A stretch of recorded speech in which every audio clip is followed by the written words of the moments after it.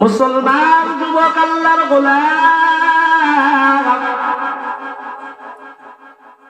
আমার হায়াতের মধ্যে দেখা যায় 60 বছর হায়াত পাইলে আমার মাত্র 3.5 বছর থেকে 4 বছর আল্লাহর গোলামি নামাজে কাটলো।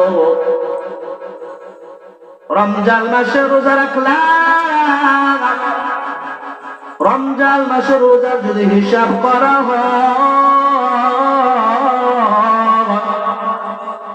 তাহলে 60 বছর হায়াতের মধ্যে মাত্র 5 বছর রোজা রাখলাম, বাকি 55 বছর রোজা রাখি নাই। ও 55 বছর আমি শয়তানের গোলাম ছিলাম। তাহলে আমার নামাজ পড়ার পর আমি যে ইবাদত আল্লাহর পরিপূর্ণ গোলাম হয়ে গেলাম না, বাকি সময়টা আমার ইবাদতের মধ্যে থেকে কাটাইতে হবে। দিনে একটা মজলিস মাহফিল হয়, ওই মাহফিলে গিয়ে যদি বসি আমার সময়টা ইবাদতে কাটে,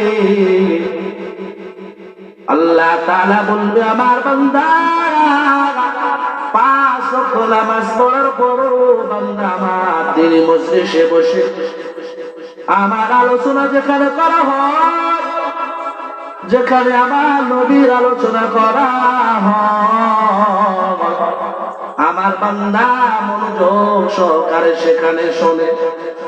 দিনই কোন মজলিসে যখন আল্লাহর গোলাম সব বসে যায়, ওই মজলিস গুলোর চতুর্দিকে আল্লাহর রহমতের ফেরেশতা চলে আসে। আল্লাহর রহমতের ফেরেশতা আসার পর